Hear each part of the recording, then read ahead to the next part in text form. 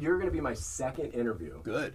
Adult interview. Macklin and I have done 25 episodes, just me and him. That's the good stuff. It's so good.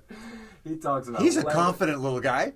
He's got you. You have not given him any insecurity at all. It doesn't seem like his mother is something special with her spirit. I am a visible being. That's what I was made to be. Somebody takes pictures of me. I developed into something else. Mandy has something. Yeah, she's magical. She's magical. Whatever that is, it's just magical. And that's the thing. You don't try to say, people want to say the it thing, it's not that. There's something more. The same way that she was in Ashley, she brings to motherhood. She's fucking 85 pounds and she covers the whole screen. Like, how does that happen? And she'll knock you the fuck out, too. Right. Like, she's a force. How long have you guys been married now? 12 years together, 16. That's awesome, man. It's awesome. Doesn't it get better as it gets longer? It gets weirder, and then it gets better, and weirder and better. I'll tell you, here, put this over here. I'll tell you, and this can just be anywhere if you want to move, it doesn't matter. This is the thing for me. Marriage is not something I believed in. I thought, like, I'll be a pikey like Brad Pitt in Snatch, and I'll live in a caravan, and I'll chase a dog that's met my best friend. I'll play video games, and my family will be in another camper over there, another camper, and you know what? We'll get kicked off this property. I'll go live somewhere else, and I won't speak English or be educated. And then all of a sudden, I got on a series and fell in love with a girl. And it wrecked everything. And you're largely to blame. And you're largely to blame for the gift and the curse of all that is marriage. And let me tell you, just before we started recording, we were talking about this. And the thing about marriage and why it gets better if you don't quit is because in therapy they teach you these three words: growth or perspective, compromise, growth. Good words. And what happens, right? Like even me and you right now, if we got into it and I just for a second would take your perspective and say, man, what's Tommy want out of this? Right. What does he want out of it? I have no idea. All right, okay, I'm going to give him half of what he wants and half of what I want to compromise. And through that, you grow. Right. And I think I was a guy that didn't know how to grow until I got in a relationship where you were forced. Yeah.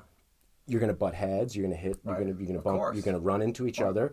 You're going to feel a certain way. She's going to feel, or he's going to feel a certain way, whatever the relationship is. And you're going to go, it's too hard. I'm going away. Or you're going to go, let me look at it through the other person's eyes. That's difficult. Well, I'm going through a difficult time. Let's just grow. I'll give you a little. You give me a little. Right. Can we move on? And that's cool. The air leaves the house. You're all good again. It's something else. Because it's easy to run away from it. The thing is, don't leave. I know. Christine tells people, how did the marriage go? Neither of us left. It's so just easy. Didn't leave. Because you're not a quitter and you choose the hard thing. And if you live a life of easy decisions, your life's going to be hard. You live a hard life where you do the hard thing. You sit in front of the pad. You talk with your wife. You try to communicate when it hurts. You go to every fucking audition. Every audition. You don't give a shit if it's a commercial or it doesn't matter. It doesn't matter how many grammatical errors are in the 3 sentences you have to say. You're going to say them. And sometimes you're going to say them with those grammatical errors because you don't know if it's a character choice or not. And then the casting director is going to go, I think there's a grammatical error. You do it again. Let's rewind. Okay. Let's stop. Let's do it. Let's take a moment. Tommy Lynch, you're in this office. This is the most full circle moment I could probably have in Los Angeles. Like without getting sentimental, me crying and sweating in the same monologue. You're the reason I'm sitting here. You're a large part of the reason I have the life I have. And I don't mean to like boost your ego. Like, oh, I know you did lovely things for people like Fergie and many talented people coming up in this business. What you did for me wasn't so much of what you did, but you gave me a platform to stand on and try to be a better person, a better man, grow as an artist, do these things when I never had done this before. So thank you. I'm happy to have you in here. You just went upstairs. You met my mini-me, my 8-year-old son, and our beautiful it girl, Mandy Musgrave, who I still call her by her own last name, even though she has mine. You see what you did, and you I know you can't help but be proud and happy about this. I got to tell you, Matt, first of all, thank you for having me. Because I'm just coming in and like... And how random was this? Let's just take a minute. Right. Travis, you're the reason we're sitting here. Travis, you'll see this podcast and you'll high five yourself and go, holy cow, yeah, we're talking about you. South of nowhere, our biggest fan, our greatest supporter, Travis. He's a fantastic guy. Anyways, we're gonna have to do a Travis thing because he's the center of so much. He's done a lot. He's the center of just so much of what we've done, what the world of all these people have done. But really incredible. Driving up here, I'm driving up here and I'm going, oh my God, I get to see you and I get to see Mandy and meet your son and all that.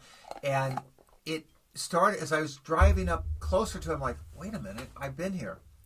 This is where I shot Alex Mack. The sequel of Alex Mack was shot on the next off-ramp over. Nobody was up here. At a studio or at a location? No, I rented a warehouse. I turned and I did it. I love it. One of the great secrets of me is it was the first time I did a film show, right? Okay. And a single camera show. And I knew what I wanted out of it, but I didn't want anybody to see me make the mistake. So I picked the furthest place I could go to so the network wouldn't come see me. And I made all my mistakes. Do you know what's so beautiful about that?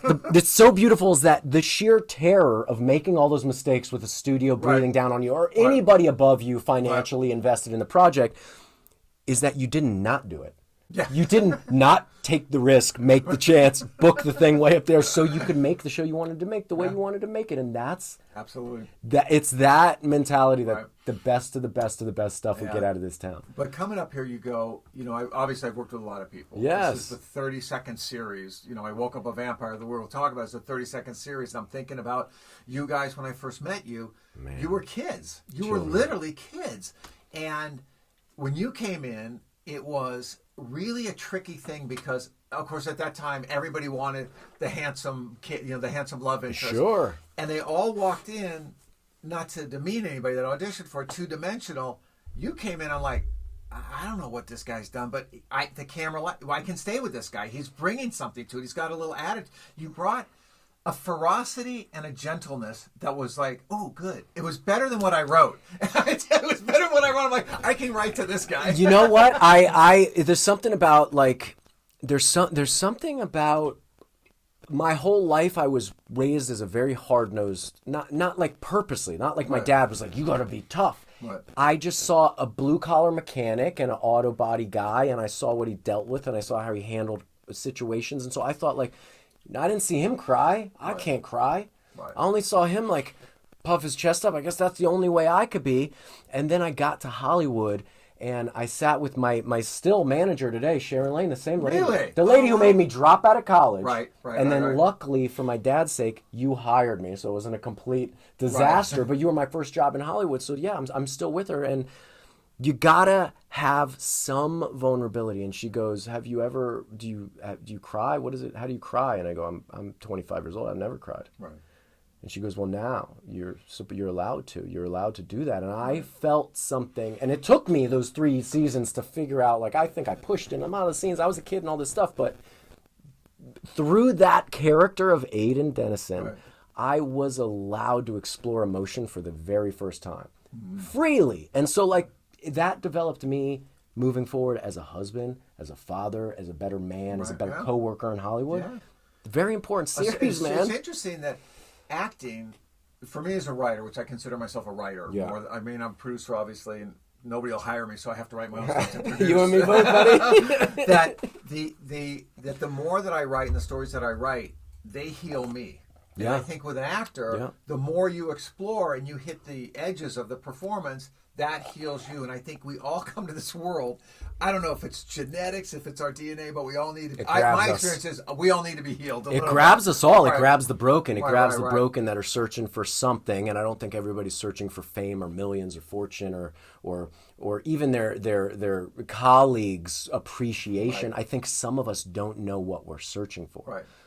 Acting, Hollywood. I don't want to say acting because I love all the parts of this business. I love producing as much as I love writing and acting, all of it. But acting will develop you because if you don't develop through acting, through creating a character, through creating a story, it sucks. Your characters suck. You're flat. You're just flat, right? Right, and when you first get to town, that's what they teach you because you're nervous, right? So they just hold that eye contact and say the damn line, but look at an actor that's great. Look at a Meryl Streep or Benedict Cumberbatch. They're painting the sentences with ups and downs and ins and outs and things that do mean and don't mean, and you're lost in the moment. And when they're finished with a good scene, when a good actor's finished with a good scene, they don't know what they even said. Because they're so present. Because it's just go repeat the first half of this podcast. Tell me what we just talked about. Not a clue. Fucking exactly. Not a clue. And that's a connection. Right. And you don't always get, I call it like that little like spice in acting. Like when you get that spice, you feel it up your spine. You walk back to the trailer to lunch and you go, man, that's going to be something good on TV today. And that's special. You develop through that. You grow. Kind of the technique that I've learned to use is that I know that on the page that 75% of that everybody's going to stick to. Yes. I want 25% of that the actor to surprise me and bring to it. Yeah. I got to keep that 75% for plot and theme and kind of pace. Sure. But within that, I need that actor to surprise me and to feel present. And with young actors, like I didn't realize it was your first job. I'm sure at the time, was it Mandy's first job? It wasn't Mandy's. She had done some soap work, but you guys got her after like 100 episodes of like Days. She did that, and then you were the next show. I had to break her of that. That's right. I didn't know if I was going to say that or not, but he brought it up. I'll break the soap opera thing, and I had written soaps way early in my career. She tells the same story just like this. You're doing 50 pages a day. It's madness. And I don't know how an actor does it. I couldn't type 50 pages a day. But when she came, she paused a lot. I'm like, no, Mandy. The character's strong enough. Just be there. Just be there. You don't need to pause. You open those floodgates for her. There's no organ hitting every beat when something goes wrong. It's not that, man. And she was, when you two guys were first seen, and one of the joys of my life, because obviously with all the young people I've worked with, some have had not so successful lives after. Sure. And I use you two as an example because people go, Hollywood kids, what are they like? I go, they're not kids. They're professionals because nobody's getting in front of anybody unless they've done some and work. showing up on time and getting pros. doing the homework. You know, this stuff. This is not. They're pros. It's not as easy as people think. That they have, if they have enough confidence, they live these magical lives. Yeah. That they get to see a lot of different things, travel a lot, have different experiences. Yeah. If they don't, they can get manipulated by the system, and that's where the destruction comes in. Because everybody wants a piece of them, and they're young. How do you deal with that? I mean, for me, it never was an issue because I think I came from Miami, and somewhat of my family history. Like I was raised by my grandfather was arguably a low ball gangster, Sunoco gas station. Colorful man. He's one of the most influential people. Like my heart is big because he showed me what a big heart looks like. Different times, born in the 1920s. Yeah. He came up however he came up. He saw his brother. In Florida? Did he grow up in Florida? He came from Poland during the Holocaust. Right. They shipped him to Canada where he joined the military in Canada, ended up in Miami. But this is a guy who saw a potato fall off the back of a Nazi truck. His brother went to grab the potato, got shot in his head right in front of him. Yeah. So like you're talking about there's trauma. There's life. But also like let it soak in when you talk to men and women of a different generation. It's wild and they develop in such a way and my grandfather's an important guy. But now your male figures in your life are strong men. Strong men. And yet you chose, I know you're a strong man, but you have a gentle side that with your marriage, that raising your son, you're very cognizant of more of the gentler part of it all. That's an interesting combo. Well, here's the thing. I was raised, my mom has never been in the picture. My blood mom and dad got divorced when I was 18 months old. Everybody knows this is open knowledge and whatever. And she had an alcohol issue, took off, regained her life, is now doing fine wherever she is. But dad raised me. Right. Dad had a $300 a week paycheck when I was born. That grew. He was a manager. By the time I was 10, he opened his own auto body shop. Now he's retired at 60. A guy that didn't get a diploma. You know what I'm saying? Like that's beautiful. He's the American dream. Right. He taught me one thing, and I thanked him for this yesterday. And I said it's funny as I get older, I know that kids can resent their parents for every different thing that they did and didn't do. Right. But I'll tell you what you did do somehow, whether it was intentional or not. You taught me that if I just keep working, I'll do whatever it is. Right. I'm not a guy that should have been able to be an actor. I'm not a guy that should have been able to be a director. Like people look at me and they're like, oh, this Hollywood form of Matt. But I come from a very different place. There's so many barriers to you arriving here. Right. I tend to think, without getting too weird about it, it's divinely inspired. I absolutely think it is. I'm not against thinking that. Yeah. Like who knows and who wants to know? Right. I don't even want to have it figured out. If I figured it out, I'd be upset. I'd be sitting there and I'd be like, well, there it is. I don't want that. Yeah. I want the child stays alive in my heart because I don't know. Yeah. I don't know stuff. Right. But that's what's going to make you a great director. I'm so excited about knowing things. Curiosity is at the core of what we do as actors, writers, or directors. Yes. Be curious. Where can this go? Where can this take us? And when we lose the curiosity, do it by rote. In my field, then I say you become a hack. Go do whatever, and God love you. Everybody's got to get a check, and I've got nothing against that. And exactly, there's nothing wrong with it, but we are not those people. As I say, yet. But I would argue that since I've known you, you've been more childlike than anybody I've ever known. I remember you grabbing your wife and you guys jamming and getting the party started on the dance floor at our wedding. And I found it so inspiring because a day full of nerves and you want everything to go right. And then there's a bit of freedom in a man that I know is deeply connected to this situation. And it gives you, like an allowance to go be that. Right. And so like cool. You play, you're creative, you're fun. You know, you told me your situation now, you and the wife, and enjoying each other. And like, that's awesome. And that's what life is about. We're all going to be dirt one day. You know what? Let's enjoy every second of everything.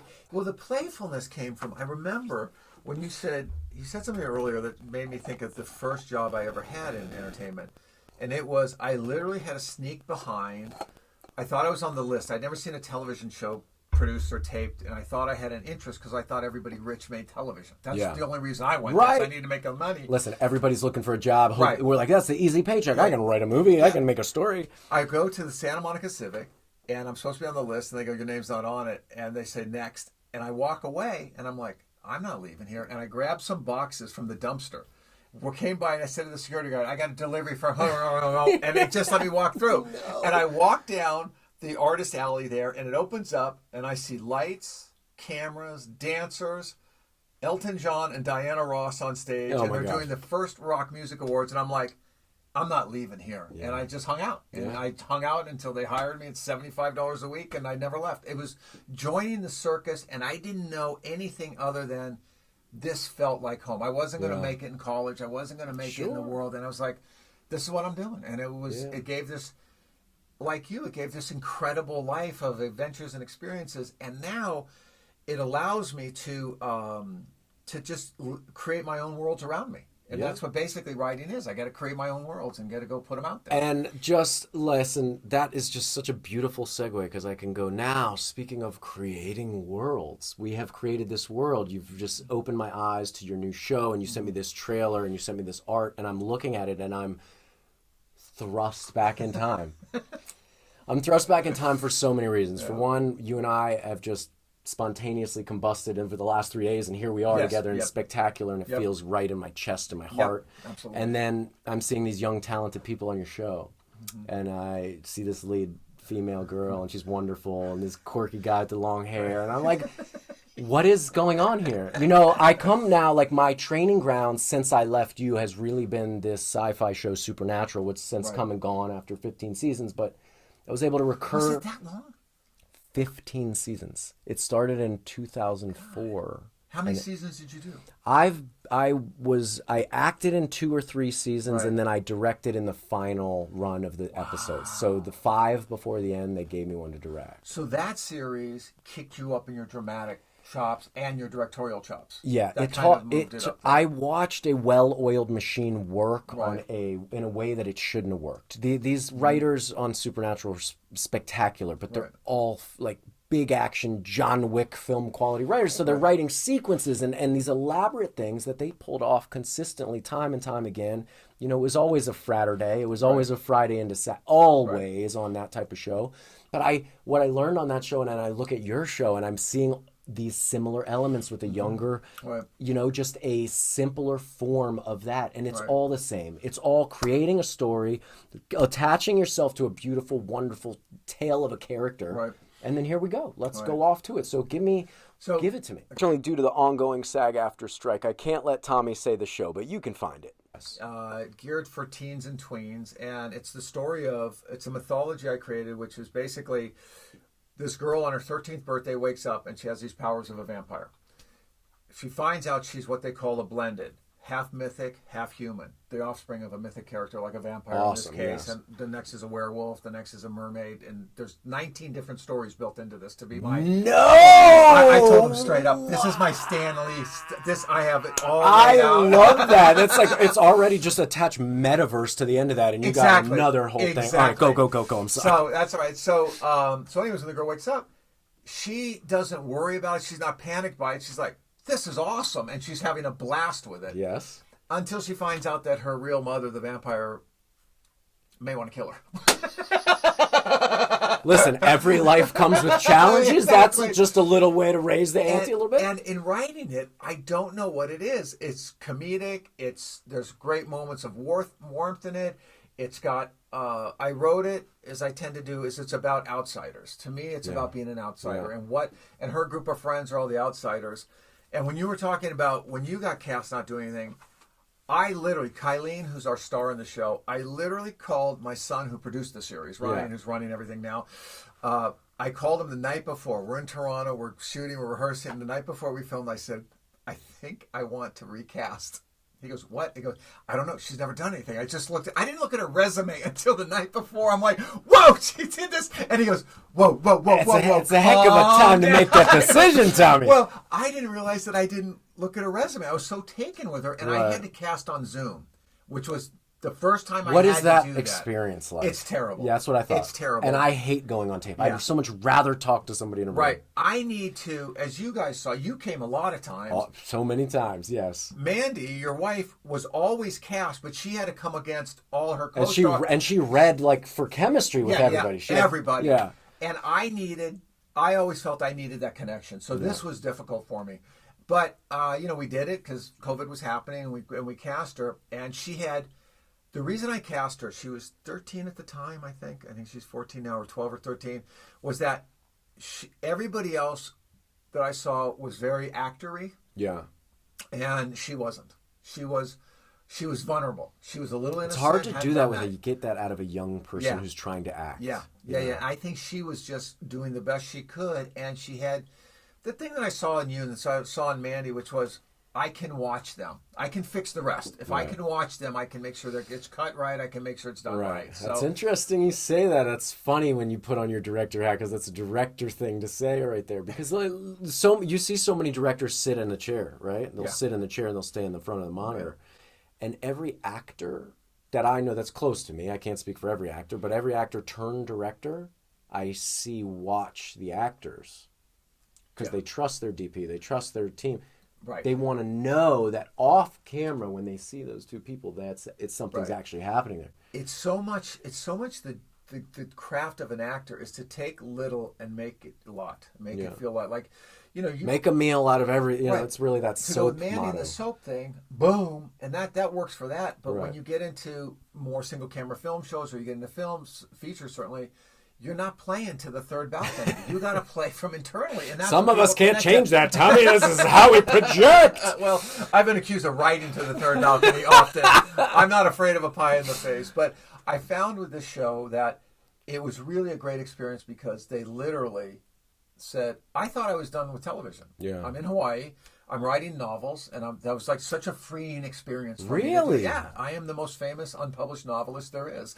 I love that, though. I mean, there's such therapy in writing, and we kind of briefly spoke about how important it is to force yourself into that creative mode. But I love to hear that. And to do different. Yeah. To do different. Be like you doing a stage play. You doing something. You got to do different. I write poetry. I write scripts. Whatever I can put together. And I found when the pandemic started, I'm still pitching over Zoom 5 times a day at all the doing my review, and something hit me where I don't want to be this anymore. I don't want to do this anymore. I'm tired of being the dancing monkey. And so I then stopped. I relate to that so much. Sure. I stopped and I wrote the novel, and it took me a year to do it. And that was writing, as you know. And is this out? Is this what is this? No, it's now going to publishers. But it took 4 hours a day. Yeah. It was a job. It was. Am I allowed to ask questions about this, or we're not there yet? What's the novel? It's awesome. Is it kid? It's called The Mystics. Or are we going to turn it into a script? I hope to God, because there's 3 novels, and the first one, The Mystics, it goes back to 2000 BC in Asia. Love it. Where the Yellow Emperor, the historical truth of it is the Yellow Emperor started to unite China. And before that, all communities were run by a shaman, but they were, Right. and they make you feel better by you'd eat peyote, Sure. disappear. So I took that premise, that idea, and had the night Interesting. before the Yellow Emperor killed every mystic, the son of a mystic and the daughter of the Yellow Emperor made love. Their genetic DNA is That's in great. 4 teenagers in Manhattan now. And so a pharmaceutical company wants to get their DNA. I love it. It's epic and it's See awesome. him? You see him? Good. That's how much I love this world. Do you know that Right. when somebody throws an original idea and you hear something and you go, wait, that sounds cool. And you're putting 4 of them in Manhattan modern day. Yeah, like yeah. it, Yeah, it's something. It was so I great can't wait to write. read it, man. I It love was- to just. It was the process of after writing for 30 years. Someone told me that. Well, that's a fun thing to write, though. It was hard. It was work. It was because after Like writing, research work, or like historical data type historical work. data work, but the form of. Someone told me I've written or produced or created over 800 episodes of television, of kids television. That's not even the prime. That's just kids television. I'm And like, that's a wow. feat. Yeah. It's saying one thing for adult television, but Right. but wrangling kittens is Yeah, a different. it's- You know. So when I was writing, I'd write in the novel, I'd write fade up, like, no, you can't do that in a novel. You have to say, the mountains and the horse. You really got to paint it. Sure. That took me 3 months to get the tone right. Interesting. No, that's so interesting. You literally have to compartmentalize writing abilities completely different. You Completely have different. to throw away your screenwriting capability to write a good novel. Right. So right now it's at publishers, and we'll see what happens. And if it doesn't, I'll self-publish. Dude, I'll put the thing out. And let's get it out because it's great. I'm sure be you'll fun. get published, but should you not, like, I would love to read the book, love to just talk about it. And I am a big believer in painting a novel and visualizing it into a movie. So I can't wait to see you and read that you script. will get that. You will I get can't that, wait to man. read You'll that get script. because I think, and it sounds corny, but it's absolutely true.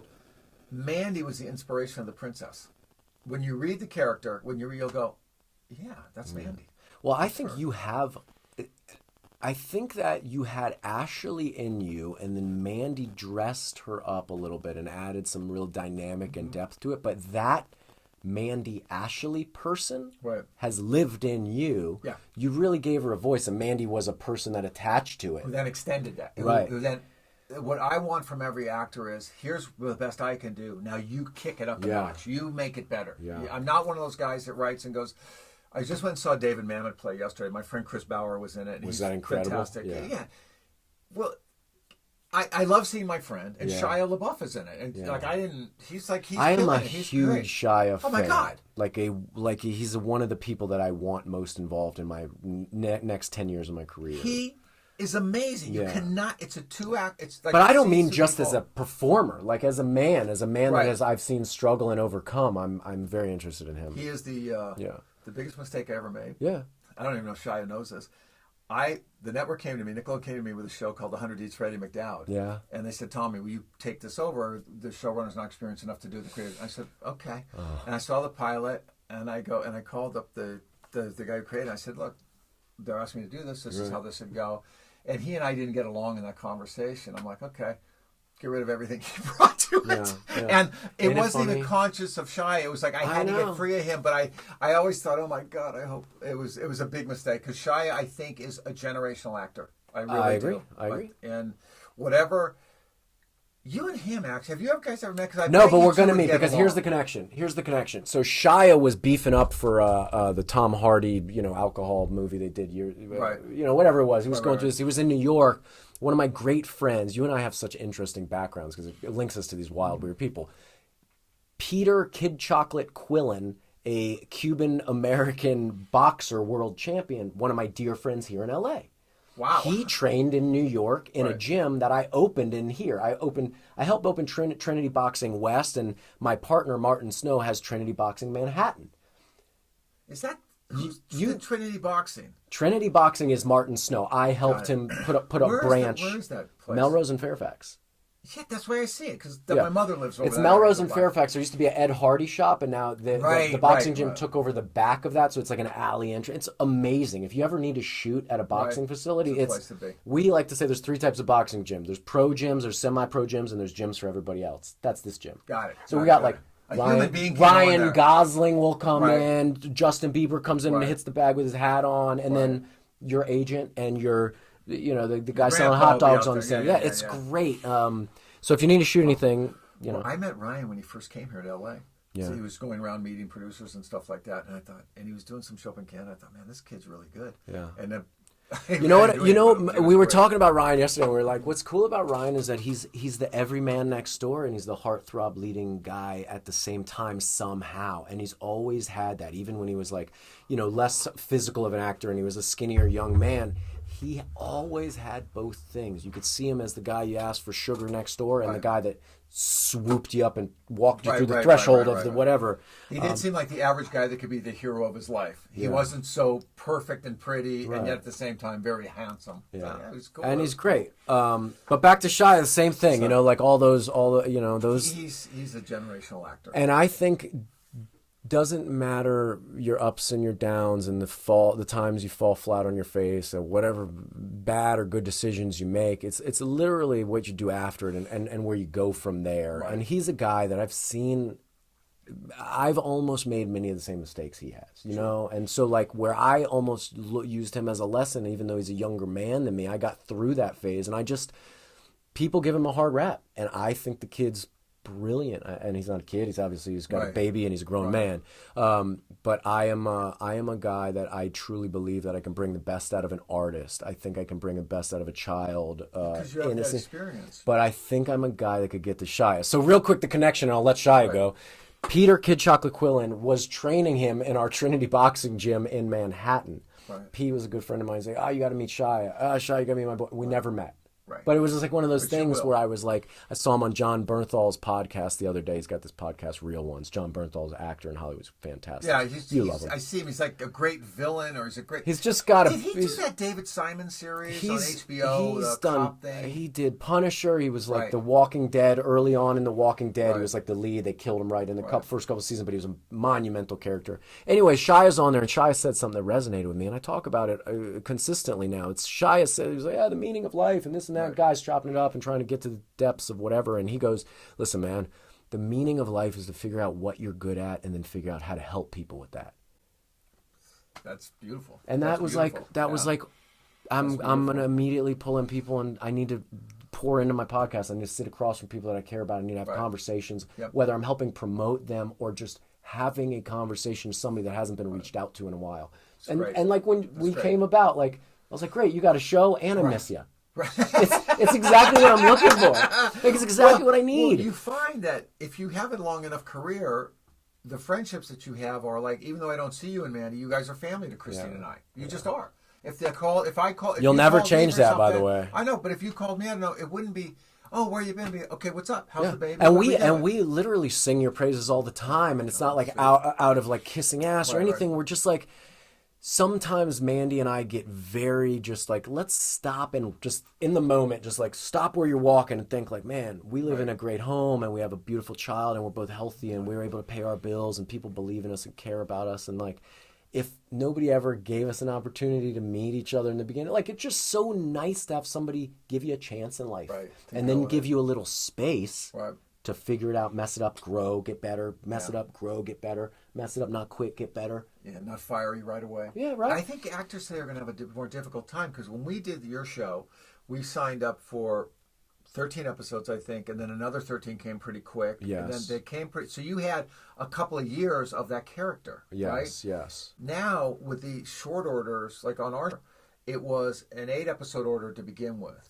And then we talked about it because of economics and stuff. They were gracious enough to give me a 2-season order. Amazing. So we got to Is this breaking news? Are people going to know this? Is it a release at once, dare I ask, or are you doing a weekly release? I think they're doing the first season at one time. They just put it all out there. You know, I like to sit and watch them all like it's a movie. I know. Then the second season.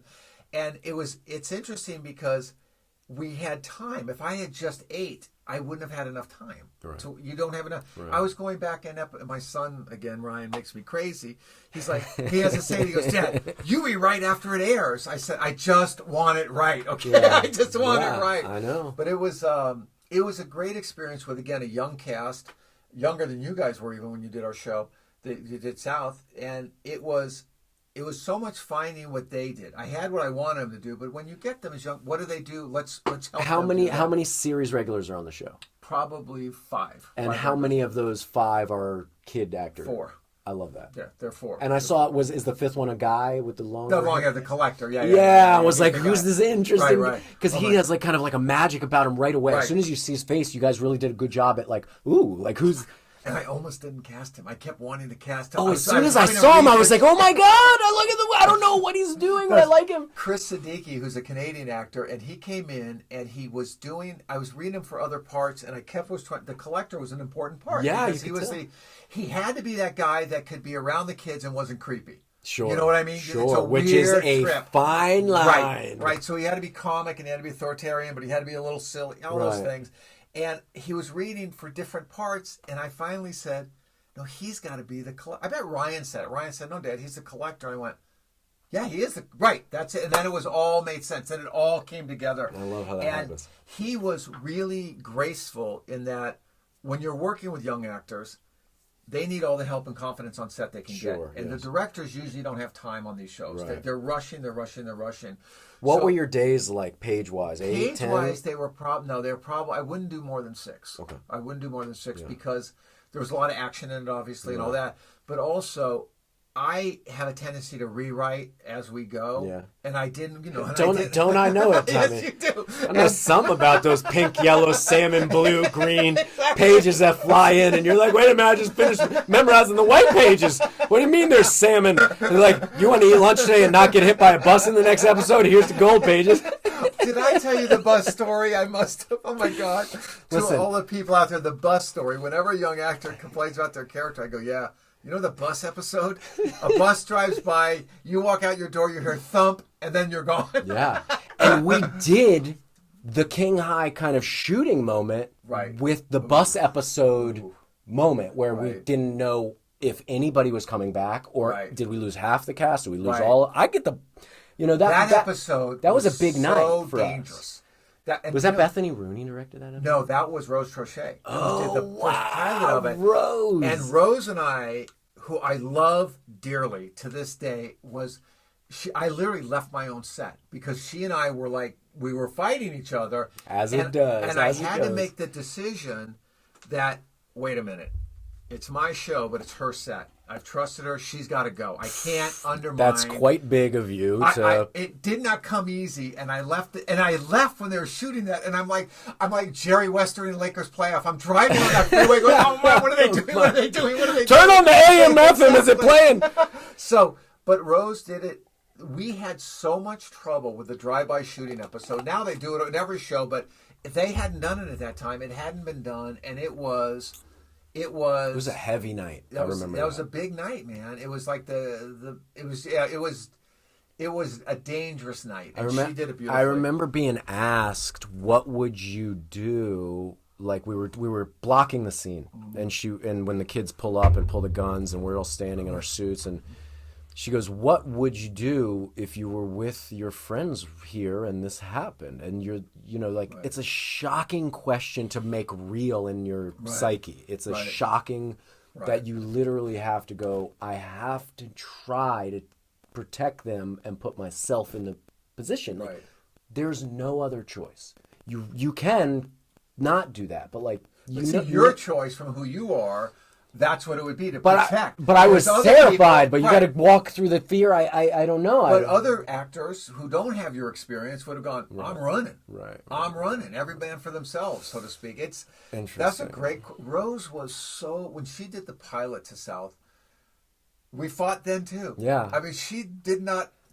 I know she loved me. Yeah. She did not always like me, and the feeling was mutual. And to this day, I would do anything for her because she elevated.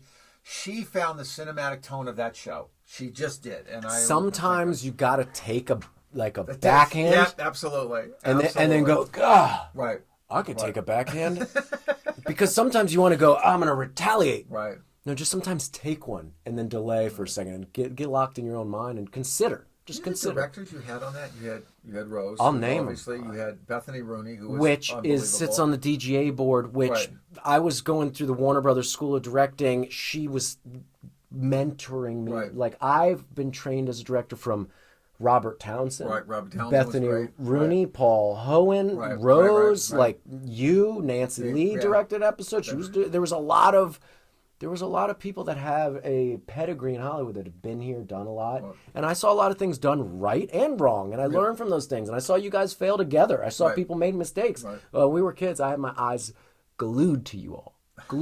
I don't know why I was infatuated with the mechanics of how to make something and how hard it was. I come from the world of building cars, motors, carburetors. Your dad does that stuff, of course. I can put a piece of something together from nothing, from one bolt. Right. I didn't understand why it took so many moving parts to build TV and film, and I fell in love with it like I fell in love with jetting a carburetor. It's the same circus, thing. man. So I'm So committed. do you remember Charles Wright? Charles Randolph, right? Yes, the best. The beautiful, the lovely, he is art. The dude is art. He is. I talked to Charles the other day, and he's like one of my best friends. I love him. So I'm talking to him, and he's mad at me because he didn't direct any of these episodes. He should be. Well, I can't afford him. He forgets that part. I can't. He's like a big deal, and he's all this. He forgets that part. Okay, Right. He's doing Spiderwick Chronicles. He's doing like all the Disney big stuff. Good on him. But beautiful thing. When Charles and I had worked together via phone, and he came down to direct an episode, and I had never met him in person. We had never met each other, but we were with Gregory Hines, rest his soul. I was trying to do the Emmett Till story for Gregory. Sure. He wanted to direct it, Yeah. and Charles was writing it, and I had Showtime, I think, set up at that time to do it. And I get down there, and there's Charles, and we just fall in love immediately, obviously. And I leave, and I get a call from the set from Greg Hampson, I think, one of the producers says, Charles is shooting a musical number, and Matt has his shirt off on top of a car. I go, uh-huh. He goes, it's not in the script. I go, okay. So I drive down there, right?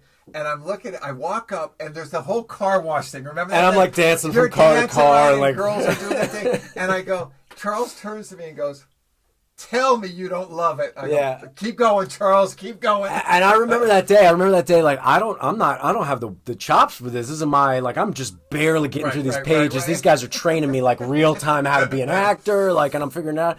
And he's just like, hey man, just like you're gonna have fun. You can't do it wrong. Like just go here and just the vibe. I think he played like a thumping track beats is something I could get a rhythm to. And he was like, just you're a little cocky about it and just go.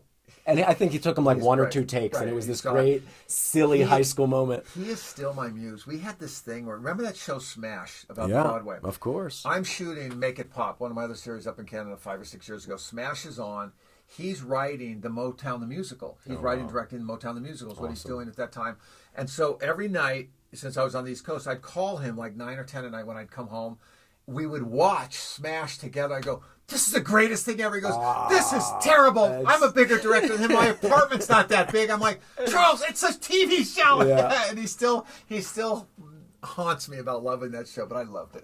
It's incredible. And you know what? Like every great artist and every person I've ever worked with that I've loved in this town, they're never happy with it. They're always, I would have chopped that out. I would have given an extra beat there. I would have used this other thing here. We're like dogs marking our territory. It's what we have to do. You know what? It's cool though because it keeps us guessing, and we're never going to get it right.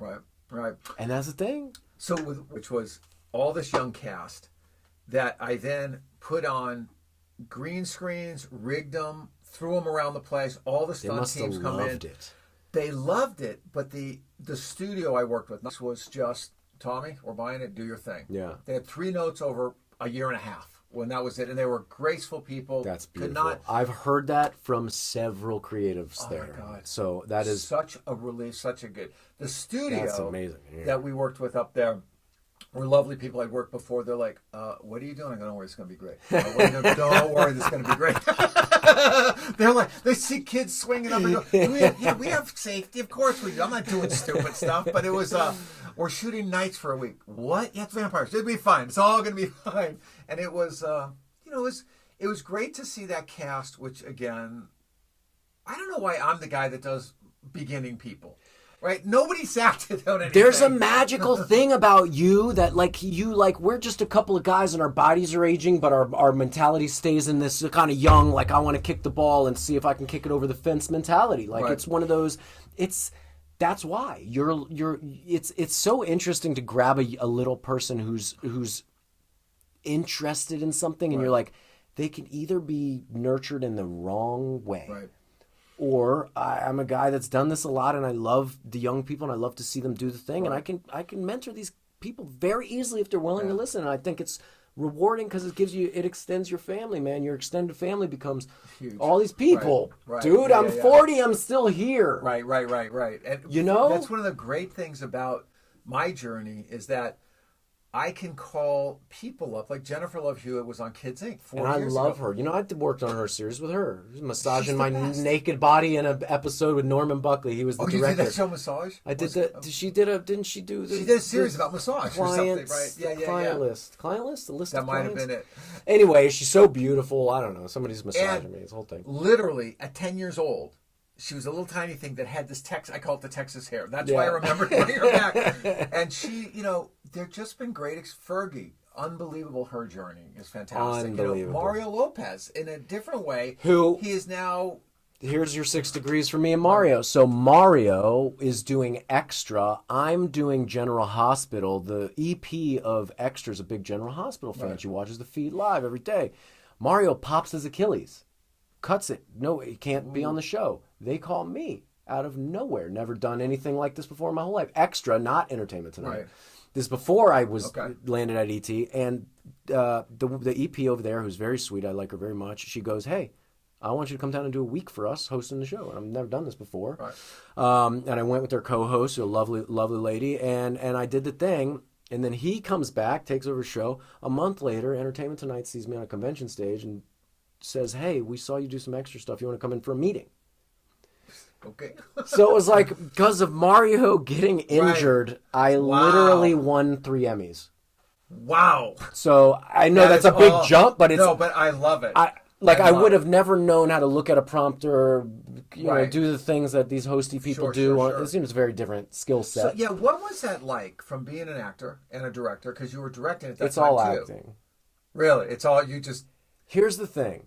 I saw it before you start. I'm sitting in a hotel room in Canada. Yeah. And I'm flipping on. I'm like, what? I think I texted you. I said, are You you on probably ET or did, whatever? You're yeah. like, yeah, man. I'm like, oh my God. Here's the thing. You act and you find relief in being not yourself sometimes. And you can just be in a character and think like, man, I like to make a backstory. So like, however I react right now, I might react that way because of something that happened in my backstory type of thing. Like when I was 2, some guy smashed my toe. And so like, I'm always like, when I'm standing in the bank now, I'm like always like looking after my feet. Yeah, I don't know. I just like to make up some weird quirk. Yeah. And so there's the disconnect is authenticity wants to come through on everything. Right. When you write, Right. when a director talks to an actor, when an actor gives a performance, Right. when you're hosting 2 real people, you always want to have authenticity. But with news and celebrity journalism outlets, there's questions they want you to ask, and it's very different from what we're doing here. I have prepared nothing for you. I did not Google your show. I did not. I say, I'm going to talk to you with my heart. I care about you. We're going to, what we said before this, just love everybody, care about everybody in a moment, and you'll react the way you're supposed to react as an actor, as a director, as a thing. But I want to talk real. I want to feel you. I want to leave a mark on you today. When you leave here, I want you to say, man, I had a good time with Matt. And I want to say, man, I can't stop thinking about Tommy's show and all the things we talked about. And I get that sometimes in acting, not always. When you get it, it's very rewarding. And when you get a microphone in your hand, it's a big energy, right? It's like a commercial. You're watching your show and it goes to the commercial and you're like, why is it 17 decibels louder? Because they're trying to grab your attention. So what I found that I didn't love about it, I'm naturally very energized. I have the levels of excitement. Right. But I didn't want to keep pretending that I was like that about everything. Right. And I found myself like, and I had a great time. And listen, I won Emmys. Right. The people at Entertainment Tonight, Extra, all these different stages I've landed on have taught me so many wonderful things. The relationships, Kevin Frazier, Nichelle Turner, the hosting team, the Aaron John, like there's all these wonderful people. It's a great experience. But I can't be there.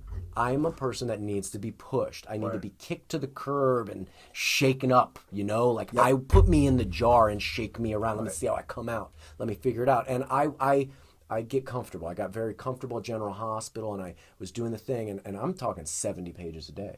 The role I at General Hospital, I went in and I auditioned a couple times for this great guy Frank Valentini. He runs that show. And was that after South, right? that was after South, and then I guested and did some movie stuff, and then 2 weeks after Macklin was born, General Hospital booked me, but I was booked off just some sides, not a character. And then when I came in, they're like, okay, you're going to be a neurosurgeon and a priest, and I go, okay.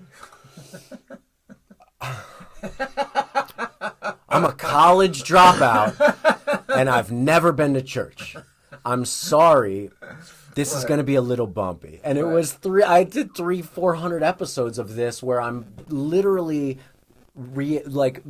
spilling medical verbiage onto a patient while delivering last rites out of a Bible and the same thing. Right. Talk about the challenge of a lifetime. lifetime. How beautiful of the showrunner to do that, because everything you did came out for the first time. Right. It wasn't like rote. You're not going, well, I think that the aorta vein, blah, and blah, blah. it turned into a very distraught form of a character that was torn about every decision he made. Because I didn't know if I was doing it for medical good, for my own good, or for the good of God. It was like a whole thing. And I became in and out of depression on the show. Not your life, you do so many episodes. Sure. It becomes like I'm bringing home fights to Mandy that I'm having with the actresses on stage. And you get, and I was like, it's time for me just to step away. My deal's up. They can write me open-ended. I love Frank. If he wants me back, I'll pop back in. But I needed to go away. E.T. found me. We had a lot of fun. There's not a celebrity in Hollywood I don't know or haven't talked to. Almost a refresher for you, a way to kind of, and not in a negative way, to heal up from the last experience. Yeah, and also it was a time when I felt like I could deliver something needed. So I took the job at ET basically a month before the pandemic started. They shut us down for 2 weeks, but because we were a news outlet, we became workers that were allowed to work, which was a little weird, but we did it, and we were filming from home. I was interviewing Ryan. My kid was interviewing Ryan Reynolds in my guest room. Macklin broke news at 3.5 years old that Emma Stone or somebody was pregnant. E.T. reached out to me and how do we relate? I said, let's have my kid do some interviews. And he was. And did you just hook him up through this? Did you do a lot of it during? We did some on Zoom. He interviewed like Miss Piggy and Kurt, all but stars in the kids. Right. Ryan Reynolds did an animated movie, so him and my son talked for 10 minutes. Right. I try to reach in and say, "Hey, Ryan," and Macklin pushes my head out. They air the whole thing. I bet he's a good guy, right? He's amazing. Yeah, I bet he just seems like a good guy. He's a great guy. He deserves every bit of everything that's coming. He's working with my friend Sean Levy. He's one of the hardest workers in Hollywood. Sean directed early on in his career Alex Mack, and has had this incredible career of, produced Arrival, produced Stranger Things, directed it, has done all the Night at the Museum movies.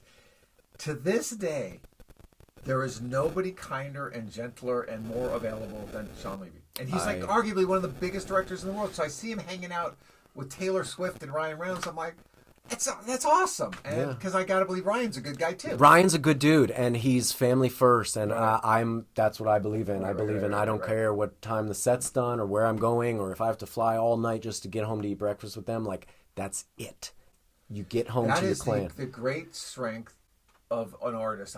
From my experience, is that you make that home that safe place and that place to be, because as you know, out on location forever, out doing whatever, you're tired. It's a slug. And it's also dangerous. Yeah. It's also dangerous. As we know, unfortunately, in the recent times in our film and TV world, people have gotten hurt and killed, and it's wildly unfortunate that we're making fake things, that these things happen. But in any job, you can get killed on a daily basis. You can drown yourself with drinking too much water. You can die with a hammer. You know what I'm saying? But you can come home to a place that's safe, that you created as a safe space to be weird. I mean, my wife, she won't talk to me for a week after I return from location, but I know I'm okay there. She's just like, you calm down, buddy. Yeah. You just bring it down a little bit. When I went to direct my episode of Supernatural, I was gone for 22 days straight. The longest I'd ever been away in 8.5 years from my wife or son. And when I came home and I was just outside and the Uber dropped me off and I come in and I see him and I can tell he's not emotional or upset, but something going on. He's more quiet than he usually is. And I get out on my knees, and he comes and he puts his head here, and I put my head here, and we both start crying together, and Daddy's home. It's just makes everything worth it. There's nothing I won't do. There's no job I won't. I'll help everybody in the world just so I can get back to that hug and know that my wife's on the other side of that door, just willing to accept me in my current state of madness, which fluctuates, which is madness. I'm a mad person, Tommy. You're mad. You're crazy. There's nobody in this industry that's working and maintaining any bit of sanity if you're not a little wacky effing nuts. We don't fit into boxes. No, I mean, we fit into boxes. They got a lot of kinks and corners in them, and sometimes there's a foot sticking out in the ear, and you don't make sense. And it's the beauty in all this. So what would you tell, like these young actors right now, or this is huge for them. This is huge. I want to be for them. Like I want to see them happen. So what would you tell them as it now airs and whatever it does? I mean, the tracking is. It's going to do great. It's going to do great. I can tell you. I'm spending 4 years at ET. I can tell you how a show is going to be. I can look right at you and I'll tell you what's going to fail and what's going to succeed. I've had best friends work on huge shows and I've said to them off camera, this show's going to get canned. I'm sorry. It's great. You're great, but it's too much. It's too expensive. It's too big. Like this show's going to work. All the elements that you want are there. You got youthful kids, you got quirky older characters, and you got a sci-fi premise, a fun, and then you just hit me with the other 18 or 15 other characters, which now I'm here for it. You had me from the trailer. The little girl's cute. I see everything that she's doing there. She's delivering, and so that was enough. But then when you tell me something like that, mermaids and where all.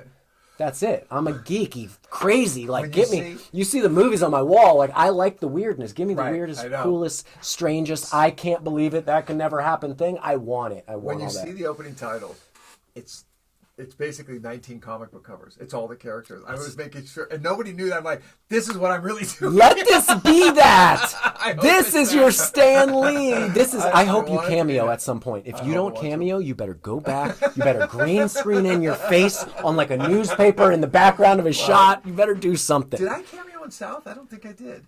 I don't think you did. I remember I left the 2 times I left South. The one I talked about was Rose when she and I were arguing, which was absolutely the right thing to do. She was right to say, only one of us here. And I love how you talk about this moment. I think it's very important. I could tell you've done your work. The other time was when Spencer and Ashley got together, and she showed up in just a coat, and it was going to be the semi-naked scene, all that. Yeah. I'm like, I'm not going to be here for this. I don't know. That's the director's prerogative. Let that. I felt so protective of those girls at that point in my young Hollywood career that I remember that day feeling. Obviously, Mandy and I had our connection, but I cared for Gabby just as much, and I didn't. I remember this big moment happening and this being a big thing for number 1, breaking TV ground, number 2, these young actresses, number 3, our show. We're about to do something that not everybody's doing, and I just remember feeling like big brother, like I'm looking at all the eyes, I'm looking at how closed this set is, who's peeking in a window, like I felt. And it wasn't. And it was never. No, but it was good because everybody was on point. This is a delicate moment, and it was everybody better moment. Come correct. There better not be any bullshit. That movie, do you remember the first thing I told you when you go on set? Yeah, if you break that girl's heart, I'll fucking get you run over by a bus. It was something like that. No, I know. But before that, hold on. And let me see if this is right. I just want to take another guess. There's something you said to me, and I said it to Mandy. She was nervous for your arrival today. We haven't seen you in a long time. You mean a lot to us. And I go, Mandy. She's like, it's 10 o'clock. I think he's here. Do you want to check outside? I go, hey, it's 10:30. I'm going to hop in and rinse off real quick. We're okay. I just finished a workout. I'm brushing my teeth. I'm in my underwear. I'm like, if he's here, he's going to get this version of me. Whatever. I'm not holding back. And I go, Mandy. And she looks down like she did. She's up in the schoolroom. And I go, it's okay. You already booked it. Because in the table read, the first time I sat down in the table read and we all read for the first time in the little cafeteria in the Fred C. Nell's, wherever we were, thing. And you walked in and I think we were all a bit stiff and we kind of got halfway through and you stood up and you go, hey, you guys already booked it. You're good. And all of us kind of were like, okay. Okay, let's try again. And I think that's what you do for young people. You do this for young actors. You give us a little bit of space because we're terrified, man. Yeah. We want to be Jude Law and Meryl Streep and Angelina and everybody. We want to do it all. And so we get caught in the intensity and the passionate and I think I got to act Right. And then that gets overwhelming. It's scary because it's not coming out like Meryl Streep. It doesn't sound, one of my sentences sound like Edward Norton. Yeah. And then you give us some freedom to say, hey, man, be yourself. Yeah. I don't want Edward Norton or Meryl Streep. They're great at what they do, but they're off doing their thing. I need you. I need a what's your name? That's what I need. Yeah, you're right. And you do that. I always thank you. That's a compliment because I wanted always to be. I mean, this thing is like I've been doing young people shows for 40 years now. It's impressive that you haven't got sick of it and you still find the magic in it, because that is like there is a magic with a young person going, whoa, I did it. I did a good thing. I got through the hard thing. I got through the tears or the dance sequence or, I just love it because to me, people would say, and I wrote a lot of primetime pilots because they obviously paid for my kids' college. They pay a lot more. Of course. And so I never understood, even though I love them, a doctor show or a lawyer show or a cop show. I'm like, well, that's no fun. Now, a kid who's defining themselves, that's fun to me. And so I guess I just found my space in it all. You have a good time, and that's important. And I do think young people and their fresh, weird perspective that maybe you don't understand. You're from a different generation. I'm from a different generation. We don't cross the lines with them fully. But, like, I'm here for it. I want to know. I want to nurture. I want to help you. I think so often to be the director that I always needed that I didn't always have. Outside of South, because on South we really had a nurturing group of directors. Yeah, I think by being in that weird place, that we were so again in our own prison. We were so, but nobody ever came to visit us. No, we were so far out of the mainstream of anything. It worked for so many reasons, and there were so many special things about South of Nowhere. There's so many people affected by it. There were so many people that were given a voice that didn't have a voice, and I didn't know what I was a part of. But now, as a 40-year-old dude, and I go out in the world and I do conventions and I touch these fans and we hold each other's hands, we cry together. They show me all the times they tried to take their life until they found something to believe in. And there's people broken all over the world, but if you can save one life with something you made on TV, that's damn good. If we saved 500,000 people over the run of the show, or 100 people, or you made a conversation, you took what's Spencer's mom, Mrs. Carlin. Mrs. Carlin, right. You take a woman like this, and that's somebody's real mom. Right. And she's got to come to terms with it. And she's got to grow in this series. And a mom out there goes, I got to maybe grow. Right. I know. I was... Well, you're a therapist. You by making shows for kids. It's all my therapy. When people ask me, they go, what's your favorite show? And I go, they all are, but I can break it into decades. I mean, Kids Inc. for me gave me the freedom to create whatever I wanted. It was a big success, and it gave me, and we hit things like child abuse. We hit things that they never knew we were doing. And it's so important. Did it. Then in the 90s, it was obviously The Secret World of Alex Mack, which helped define Nickelodeon, and they said I was the creator of the tween genre. Well, that let me do whatever I wanted. Yeah. And when I said, well, since I'm doing South of Nowhere, like, huh? Yeah. Do you remember we almost got canceled before we were shooting because they were like, wait a minute, what is Tommy doing out there? There was a lot lot of heat going on. We were pushing up against the fences of what teen television would allow us, specifically the network we were on at the time. And in regard to delivering a social justice message of several different sorts was why we were pursuing this, maybe going to be our coffin decision. Right. And it ended up giving life not only to the show, to the actors, but to hundreds of people that... So that was in the 2000s. That was my favorite. In 2010s, then there was... I did an animated series with Andre 3000 from Outkast. Who I just... Which was the best. It was love. What an artist. The purest artist I've ever worked with. This guy did not do anything wrong. And you're talking to a hip-hop kid. Like, I'm a thorough hip-hop boy.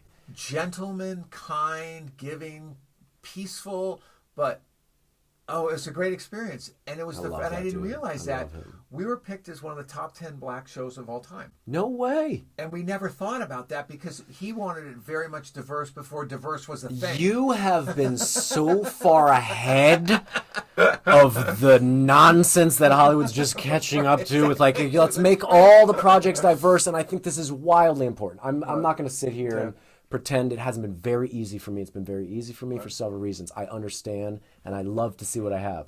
But you do deserve a pat on the back for not making diversity a thing and just allowing your shows to reflect the world all the time. I mean, was South fortunate. had, we were Right, everybody. Right. These other shows, obviously your new show is diverse. Right. Your old shows have had many of different characters, and it's not hard, and we don't have to, the world's colorful. Yeah, exactly. And It is the colorful. world as I saw it was that everybody's got their place at it, and everybody has a story to tell. Let's just tell those stories. Yeah, Let's and tell everybody those should be stories. able to tell a story, regardless of what your sex, preference, privilege, gender, color, fucking whatever Pop-Tart flavor you like. Like, I mean, tell stories. It's how You're we gonna make like the the world new go movie around. I wrote because it attacks all those things. Do you get? Are you picking up on the similarity psychoness that we have? And Definitely. Psycho seems like an intense word, but I mean it in the most kind. Yeah. Like there is something here, and I don't know. I read this book years ago. One of my dad's friends. I don't have it. It's called The Celestine Prophecy, and it's like. I know that book. It's a boring read, but it's Right. shout out to the author. It's a good book, has great meaning. I need something more Tommy written. And so you read this book, and it's about how nothing just happens; everything happens for a reason. And like you and I and Travis hopped on this email, and literally here we are, and you got this great thing, and you happen to be here, and all this stuff. And I'm connecting with you, and I just want to make sure you're feeling. I definitely do. To walk It's into just your great. home, to see your wife, to see your child, a weird to feeling. go, no, it was exactly what it should be. It's like, Yeah. of course they live this beautiful life. They're beautiful people. Why wouldn't they? And I'm a great believer in serendipity. You show up and life will deliver to you. Yeah. If you don't show up, nothing's going to There's happen. no chance. Right. But you went from Florida to here. You took the chance to go to all those auditions. You listened to a manager to tell you to cry. All these things that got you to here. Yeah. There's no planning that. It No, doesn't plan, but and there's you no showing linear up. path in No. this world, No, right? no. Like, is this exactly how your writing career was going to go from the beginning? Not a chance. Not a chance. I Like- wasn't even writing. I was a director. Exactly. I was Okay, directing so music videos. right. I was directing. I don't want to say dumb TV movies, but I was directing dumb TV movies. Listen, and, it's okay. We and- made it in a very endearing, dumb love way. Exactly. But I found that with the directing the movies, in those days, you had 4 weeks of the movie. So you had 2 weeks of prep, 4 weeks, and then a week of to leave Sure, town. That's how that went. And they were always up in Canada. And I was having babies all the time then. And my wife called one day, because we'd check in every night. And she said, how's it going? Good. The kids are doing this. You don't want to miss this. Never told me what to do. I'm like, I think I'm going to put more time in writing and producing so I don't have to Right. go away as much. Yeah. And that was really, I didn't plan that, but that gave me this career as a writer, which Yeah. I take such great pride in it. I guess that's the That's end of our it. battery. Don't All worry, right. we're going to cut to this 2-shot. This has been awesome. This has been really good. love you, brother. And I mean it like more than just to be doing a Right. professional thing together and Right. promoting your show and blah blah blah. That's all important, but it's just so nice, man, to have a conversation with a person you care about. It's really great to catch up with you. And catch to up with still my exist family. in Hollywood and just Be I cool. love this. I love it so much. Bye everybody. Bye. All righty. That was awesome, dude. This is the great. I think you have a great Pull that idea. little hook down there. I think you have a great idea to have a conversation as opposed to. Don't forget to like and subscribe.